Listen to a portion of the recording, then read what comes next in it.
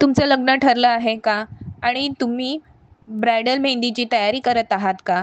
तर हा व्हिडिओ शेवटपर्यंत नक्की पहा. कारण आज मी तुम्हाला अशा 5 महत्त्वाच्या गोष्टी सांगणार आहे, ज्या प्रत्येक वधूने ब्रायडल मेहंदी करण्यापूर्वी नक्की जाणून घेतल्या पाहिजेत. म्हणून हा व्हिडिओ शेवटपर्यंत नक्की पहा. सर्वप्रथम तुमचं माझ्या चॅनलवर मनापासून स्वागत आहे. मी दीपाली, एक मेहंदी आर्टिस्ट आहे.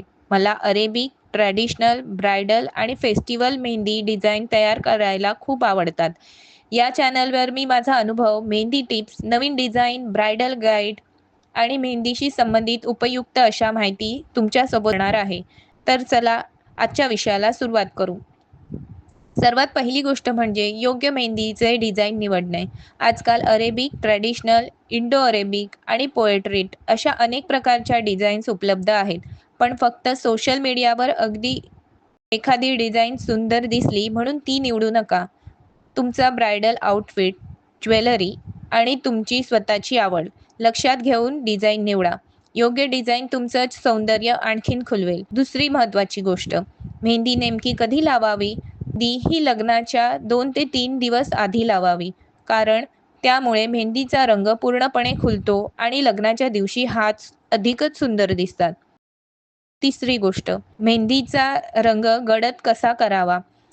सर्वप्रथम मेहंदी सुकल्यावरती लिंबू आणि साखरेचे मिश्रण हलक्या हाताने मेहंदीला लावा. मेहंदी हातावर राहू द्या.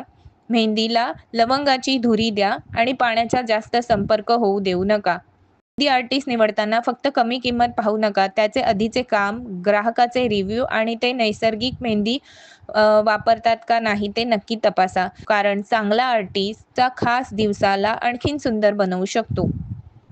आणि शेवटची गोष्ट म्हणजे मेहंदीचे बजेट आणि डिझाईन आधीच ठरवून ठेवा. बुकिंग करण्यापूर्वी मेहंदीचे हात, पाय याची डिझाईन, वेळ, एकूण किंमत याबद्दल स्पष्ट चर्चा करा.